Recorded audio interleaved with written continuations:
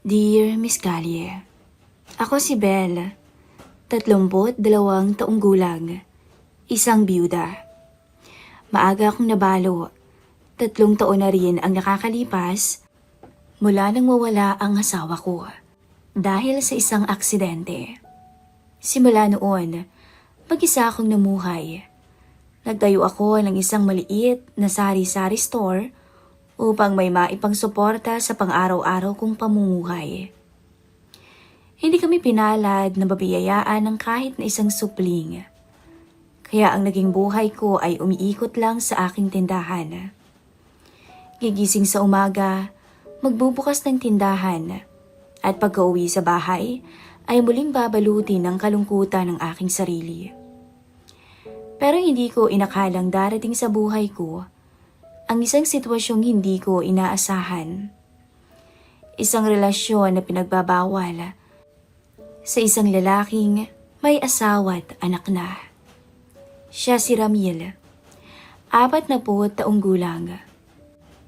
Siya ang matalik na kaibigan ng aking asawa na madalas bumibili sa tindahan ko. Isang hapon, huminto ang kotse ni Ramil sa harap ng tindahan. Bumaba ito, nakasuot ng puting polo na bahagyang nakabukas ang botones sa taas. Malakas ang dating, malinis at mabango kong tingnan. Bel, paload nga ng 500, tsaka dagdagan mo na rin ng 2 bote ng malamig na tubig. Bungad niya dito sa bayo ko. Open lang kasi ang tindahan ko. May isa akong lamesa sa bandang loob, kaya diretso agad sa akin ang mga bumibili. Ngumiti ako habang kinukuha ang pera na binabayad nito. Pagbalik ko, napansin kong nakatitig siya sa akin. Yung titig na parang nangungusap. Hindi ka ba napapagod sa halos araw-araw mong buhay? Tanong nito sa akin. Napatawa ako ng mahina. Wala naman akong ibang aasahan, Ramil, kundi sarili ko.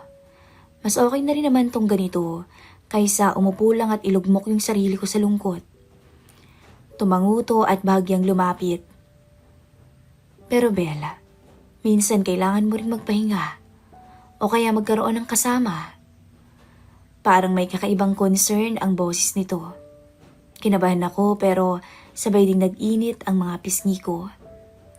Sanay na ako na walang kasama, Ramil. Mula nung mawala ang kumpare mo, kaya okay lang sa akin. Sagot ko dito. Ikaw din. Tila may lambing na sabi nito. Sabay talikod at saka pumasok na sa sasakyan nito. Simula noon, mas napapadalas na siyang dumadaan at bumibili sa tindahan. Minsan nga, kahit wala siyang bibiliin, tatambay ito at makikipagkwentuhan. Bel, naalala mo ba yung panahong bata pa tayo sa baryo? Lagi kang nakatali ng 3 ponytail. Untag nito sa kanya. Uy, wag mo nang ikwento yon.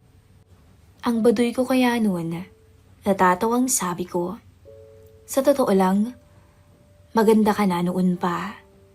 Ngayon, mas lalo kang... Napatingin ako sa kanya at napangiti. May asawa at anak na siya. Alam kong mali ang kilig na nararamdaman ko. Pero paano mo pipigilan ang isang damdamin na kusa na lang sumisibol? Nambola ka pa.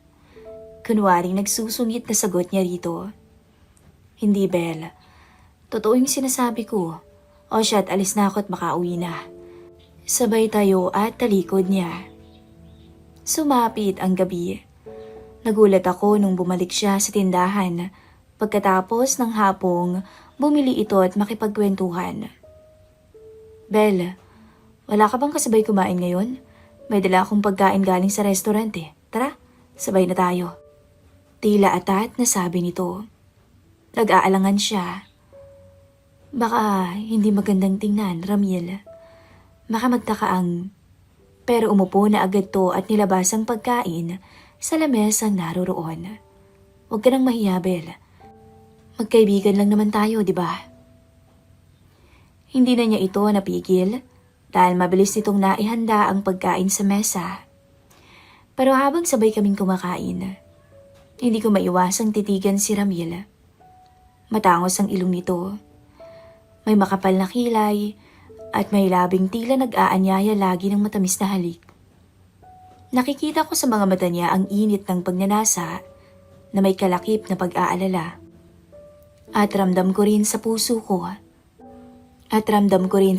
ko na may bahagi nito ang makagustuhang umibig muli. Kinabukasan na bumili ito ay hindi na ako nakatiis. Kinausap ko siya ng seryoso. Ramil, mali itong ginagawa natin. May asawa ka. Ayokong maging dahilan ng gulo. May kaba sa dibdib na sabi ko rito. Tumitig sa kanya si Ramil. Sabay sabing, Bel, hindi ko naman itatanggi na pamilyado ako, alam mo yan. Pero hindi mo alam kung gaano kalamig at katahimik ang bahay namin ngayon. Matagal na kaming parang magkasama lang ng asawa ko. Kundi na nga lang dahil sa mga anak namin, baka pati pag-uusap ay hindi na namin ginagawa. Mahabang pahayag ni Ramil. Napahinga ako ng malalim. Ako, biyuda na ako, Ramil. Kaya ko pang tiisin ang lungkot. Pero paano pag napansin at nalaman ng iba? Masisira ka. Mahabang paliwanag ko habang nangingilid na ang luha. Hinawakan nito ang kamay ko. Ayokong magsinungaling sa iyo, Bella. Hindi ko kayang hindi ka makita. Hindi ko kayang pigilan ang nararamdaman ko. Napalunok ako. Parang may mabigat na dumagan sa dibdib ko. Pero kasabay nun, may kakaibang saya rin akong naramdaman. Kinagabihan, nagpaalam siyang ihahatid ako pauwi mula sa tindahan. Habang naglalakad kami sa madilim na kalsada, tumigil siya at biglang humarap sa akin. Bel, tila hirap na sambit nito. Bakit, Ramil? Mahinang tanong niya. Ang hirap pigilan eh. At bago pa ako makapagtanong kung alin ang mahirap, bigla niya akong hinalikan. Unay marahan. Parang nagtatanong kung papayagan ko. Pero hindi ako tumanggi, Miss Callie. Hinayaan kong magtagal ang mga labi niya sa labi ko at sa unang pagkakataon, matapos mawala ang aking asawa, ngayon ko nalang muli naramdaman ang mahalikan muli sa labi. Muli kong naramdaman ang pagiging isang babae. Napapikit ako nang igalaw ni Ramil ang kanyang labi sa akin, na tila nanunodyo. Pero parehas kaming biglang napatigil at naghiwalay nang maikumalos ko sa isang tabi. Tara na nga, kung ano-ano kasing ginagawa mo eh. Kunwaring galit na sabi ko dito. Pero ang totoo, napapangiti ako ng lihim. Pagkatapos ng halik na iyon, halos gabi-gabi na kaming nagkikita.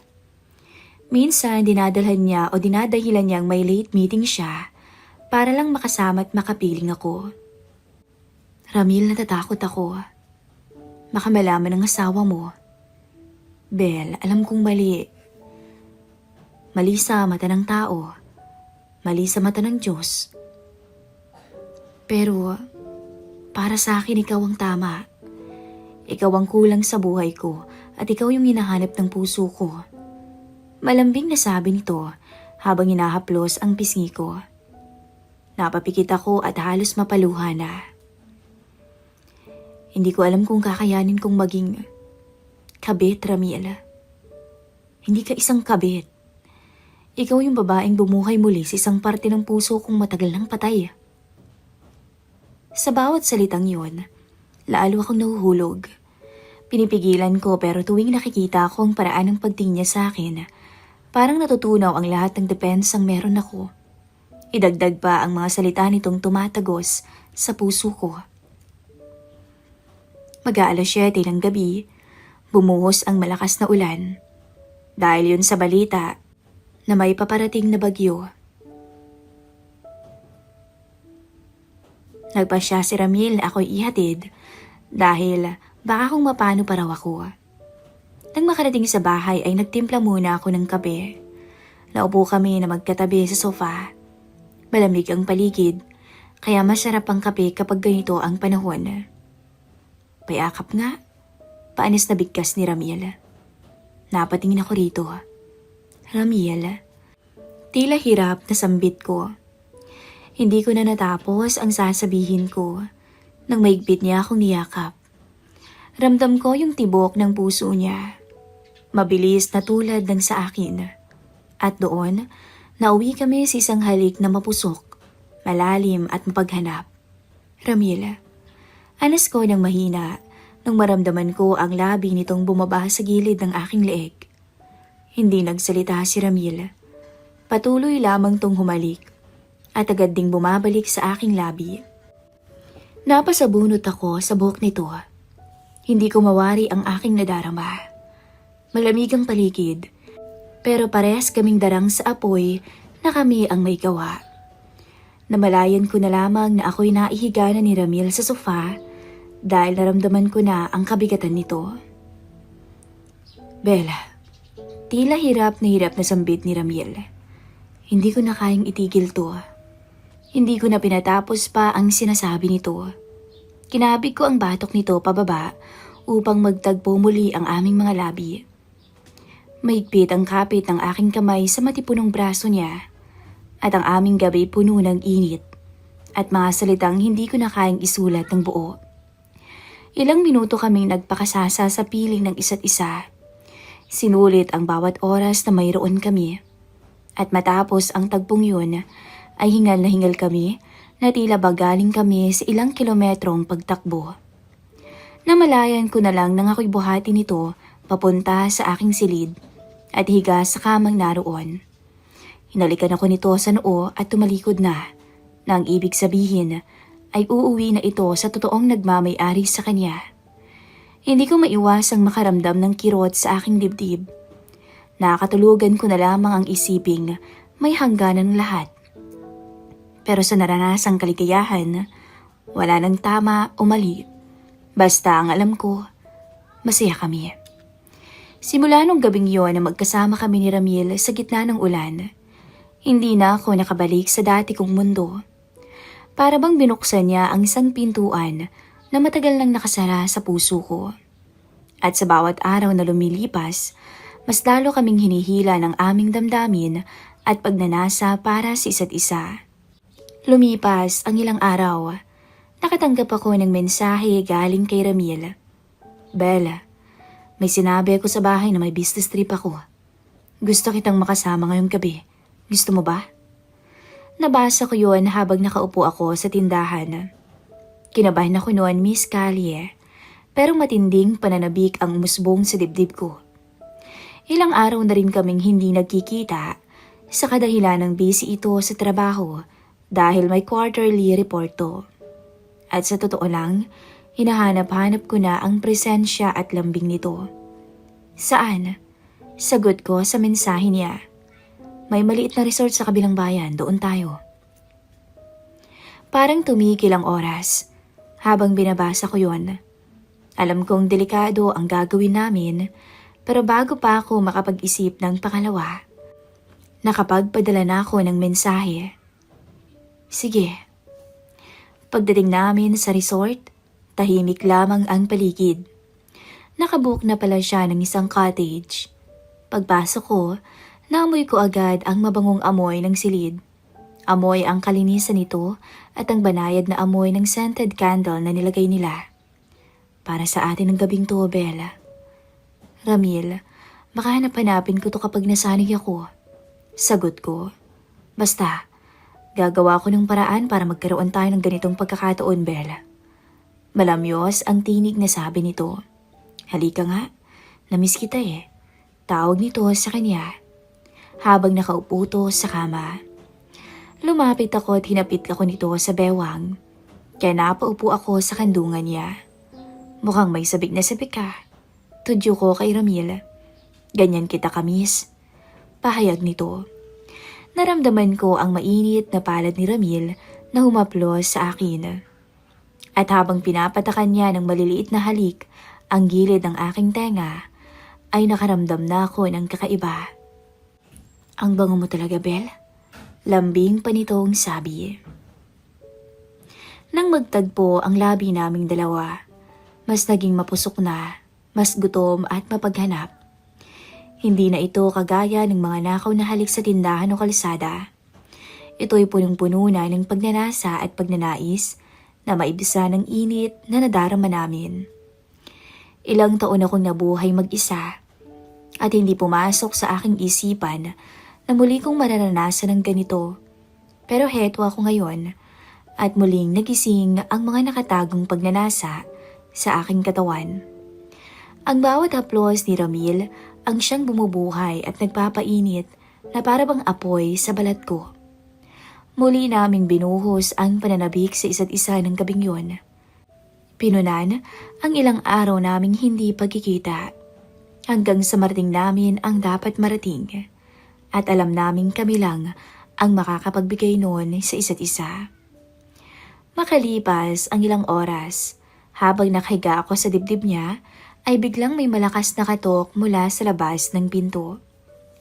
Nanlaki ang mga mata ko. Ramil, sino yun? Nataranta kong tanong habang inaayos ko ang aking sarili. Kita ko ang pagdaan ng takot sa mukha ni Ramil nang ito'y tumayo at nagbihis. Shh, baka stop lang ng resort. Pampalubag nito sa akin. Pero lumakas ang kabog ng dibdib ko nang marinig namin ang boses ng isang babae. Ramil, alam kong nandyan ka. Tinig ng babaeng nasa labas. Parang tinamaan ako ng kidlat. Boses yon ng asawa niya. Agad akong nagmadaling magdamit habang nanginginig. Si Ramil naman parang natulala. Ramil, Diyos ko, paano niya nalaman? Pigil na boses na tanong ko. Relax, Belle. Ako nga harap sa kanya, okay? Huwag kang matakot. Pagpapatahan nito sa akin. Lumapit si Ramil sa pinto, pero hindi niya to binuksan. Bakit ka nandito? Nagpunta ako sa opisina. Wala ka roon. May nagsabi na nandito ka raw sa resort. Ano bang ginagawa mo dito? Galit na tanong ng asawa nito. Napatitig ako kay Ramil. Nanginginig ang mga kamay ko. Kung bubuksan niya ang pinto, siguradong tapos na kami. May kliyente akong kailangang kausapin dito. Hindi ako makakaalis. Sagot ni Ramil. Sa resort, sa ganitong oras. Naghihinalang tanong ng misis niya. Alam mo, hinihintay ko lang siya. Dahil galing pa tong out of the country. Paninigurado pa ni Ramil sa asawa. Tahimik akong nagdasal na huwag niyang ituloy ang pagbukas. Tumigil ang lahat. Ilang segundo lang yon pero para sa akin ay oras ang katumbas. Narinig naming bumuntong hininga ang misis niya. Bahala ka. Uuwi na ako, Ramil. Pero wag mo akong gawing tanga. Alam ko na may ginagawa kang katarantaduhan. Litanya ng misis niya sa labas ng kwarto. At saka namin narinig ang malakas na yabag nito papalayo. Pagkaalis niya, halos mapalud ako dahil sa panghihina. Umupo si Ramil sa tabi ko at iyakap niya ako. Shh, wala na siya. Huwag ka nang matakot. Sabay hawak nito sa likod ko na para bang pinapakalma ko. Pero Ramil, hanggang kailan? Hanggang kailan natin maitatago to? Umiiyak na tanong ko. Hanggang kaya natin. Hindi kita kayang bitawan. Maigpit ang yakap na sambit nito. Naramdaman ko ang panganib ng aming sitwasyon. Oo, mahal ko siya. Pero habang tumatagal, mas lumalalim at lumalaki ang sugat na pwede naming iwan sa mga taong nakapaligid, lalo na sa asawa at mga anak nito. Kinabukasan, habang naglalakad kami palabas ng resort, magkahawak ang kamay namin na para bang wala nang ibang makakakita. Bigla akong napaisip. Ito na ba talaga yung gusto ko? Tinatago, tinatakas. Maaari ding maging dahilan ng pagkasira ng isang pamilya. Pero bago pa man ako makapagpasya, naramdaman ko ang haplos ni Ramil sa balikat ko at ang matiim nitong pagtitig. Bella, hindi ko alam kung saan tayo dadalhin nito. Pero isang bagay ang sigurado ko. Ikaw ang buhay ko ngayon. Malamyos ang tinig na sabi ni Ramil. At doon ko na-realize Nahulog na nga ako ng tuluyan. Hindi na to simpleng makikipagtagpo. Ito'y pag-ibig na puno ng kasalanan at panganib. Napangiti ako ng mapait. Hanggang kailan mo ako kayang itago? Tahimik kong tanong sa aking isipan. Sa gabing muntik na kaming mahuli, mas lalo kong napatunayan kung gaano kalalim ang problemang pinasok ko. Hindi ko alam kung paano ako makakaalis o kung kaya ko pa bang huminto. Pero ito ang kasalanang hindi ko kayang isuko. Ilang araw na ang nakalipas mula nang maganap ang nangyari sa resort. Ilang araw na rin akong nag-iisip. Isang mabigat na desisyon ang aking napagpasyahan. Magpapakalayo-layo na ako. Hindi ko na kayang ipagpatuloy ang aming relasyon. Mas nangingibabaw sa akin ang imahe ng asawa at anak ni Ramil na nagsusumamo sa akin. Pagdating ng kinagabihan ay nag-ayos na ako ng ilang mga gamit. Ilang alaala ng aking yumaong asawa ang aking dadalhin. Naihabilin ko na ang aking bahay na tingnan-tingnan na lang muna ng isang kapitbahay. Habang pinapasok ko ang aking mga dadalhin sa isang bag, ay napatingin ako sa sofa. Pumasok sa aking alaala ang bawat sandali namin ni Ramil. Ang bawat haplos, ang bawat halik, at may higpit na yakap sa akin ni Ramil. Unti-unting tumulo ang mga luha sa aking mata. Impit akong napaiyak hanggang sa napayuko. Maya-maya ay tumunog ang aking cellphone. Pangalan ni Ramil ang nakarehistro. Nagdadalawang isip man akong sagutin, ay pinagbigyan ko na ang aking sarili sa huling pagkakataon. Huling beses ko na maririnig ang tinig niya. Bel, miss na kita. Pwede ba kitang puntahan? Tila nangunguli lang sambit ni Ramil. Kagat labi akong sumagot. Pagod ako, Ramil, ngayon. Maaga akong magpapahinga. Hirap na hirap kong sambit dahil sa pagpipigil ng aking hikbi. O sige, bukas na kita pupuntahan. Dadalan kita ng bulaklak. May sorpresa pa sana ako. Halata ang saya sa tinig ni Ramil. Magpahinga ka ng maaga. Dugtong pa nito. Sige. Mahina ang tinig na sagot ko. Bago pa makasagot si Ramil, ay agad ko nang binaba ang tawag. Napaiyak ako dahil sa sakit na aking nararamdaman. Ramil, impit na tawag ko sa pangalan nito habang kuyom ang kamay na nasa dibdib ko. Kinabukasan, madilim-dilim pa ay nagtungo na ako sa terminal ng bus. Masakit para sa akin ang aking pasya. Pero para hindi masira ang pamilya ng taong minahal ko, magpaparaya ako kahit alam kong una pa lang ay wala na akong karapatan. Nung dahan-dahang umandar ang bus na sinasakyan ko, ay mahigpit kong nayakap ang aking bag. Sigurado kung hahanapin ako ni Ramil. Pupuntahan ako nito sa aking bahay. At magtataka itong lalo kapag nakita nito na iba na ang tumatao sa tindahang dati ay akin. Pero para sa kanya naman ang aking pasya. Dahil sa pagmamahal ko sa kanya. Sa probinsya ay nagtayo ako ng maliit na karinderya. Katuwang ang pinsan ko. Pilit kong binabalik ang sigla at katahimikan sa buhay ko. Mahirap sa umpisa, pero pasasaan ba at kasasanayan ko naman tong muli. Pinili kong lumayo dahil minsan ang tunay na pagmamahal ay hindi laging pinaglalaban. Kailangan ding minsang bumitaw para sa ikabubuti. Kahit na matinding sakit, ang katumbas nito para sa'yo. Lumipas ang 5 taon mula nang iwan ko ang bayan na iyon. Sa bagong lugar na pinuntahan ko, natutunan kong magsimula ulit. Ang maliit na karinderya na tinayo ko, katuwang ang pinsan ko ay lumaki. Naging isang kilalang kainan sa aming bayan. Unti-unti kong nahanap ang kapayapaan sa aking puso na matagal kong hinahanap. May mga pagkakataon pa rin, lalo na tuwing gabi, na biglang sumisiksik sa alaala ko ang mukha ni Ramil. Minsan, naitatanong ko sa isip ko, paano kaya kung hindi ako umalis? Paano kung pinili kong manatili kahit mali? Pero tuwing naiisip ko ang mga anak niya at ang posibilidad na magulo ang kanilang pamilya, nagiging matatag ako sa naging desisyon kong yun. Isang araw, habang nasa karinderya ko, may nakakwentuhan ako doong dating kakilala. At doon namin napag-usapan si Ramil. Si Ramil. Ayun, naging asinsado sa buhay.